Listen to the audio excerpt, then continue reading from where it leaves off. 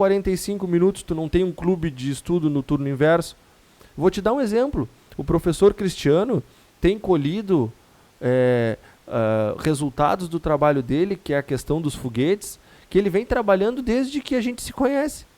Ele vem participando da Olimpíada de Foguetes há bastante tempo. E agora ele conseguiu lá na Escola Álvaro de Carvalho passar de fase. Conseguiu trazer o Castelo Branco também para essa temática dos foguetes. Então, a educação integral, ela vai mostrar para o aluno uma série de oportunidades e ali, ao longo do tempo, ele vai ver qual é a praia dele.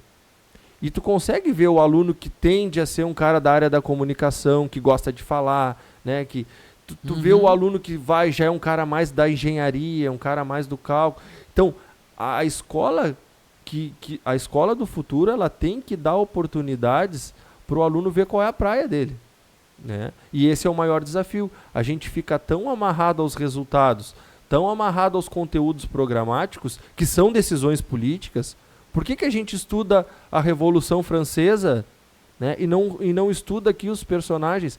Agora a professora Janaína fez um projeto de lei para criar o Dia do Tropeirismo aqui no município, né? Achei uma lei muito importante e eu me pronunciei sobre isso, né? Valorizar essa questão do tropeiro.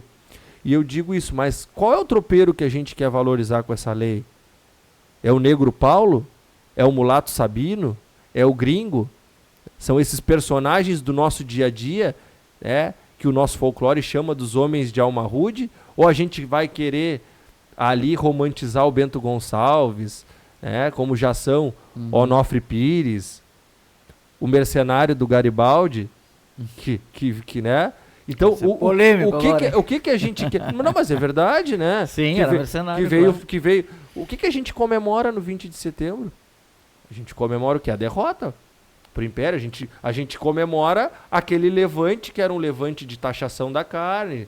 Mas a Revolução Farroupilha, ela nunca foi de cunho separatista. A gente sabe disso, nós que somos da ciência... O Neto era separatista, né? O né? Neto era, mas o cerne... Alguns deles eram e outros não, os líderes, né? Claro, porque eles vinham com aquelas ideias da Revolução Francesa também, né? E aí, só que eles tinham um objetivo principal, que era barrar essa questão da carne, do charque aqui, do prata. Mas o que acontece quando a gente fala sobre isso, né? A gente vê quem é o tropeiro que a gente quer valorizar.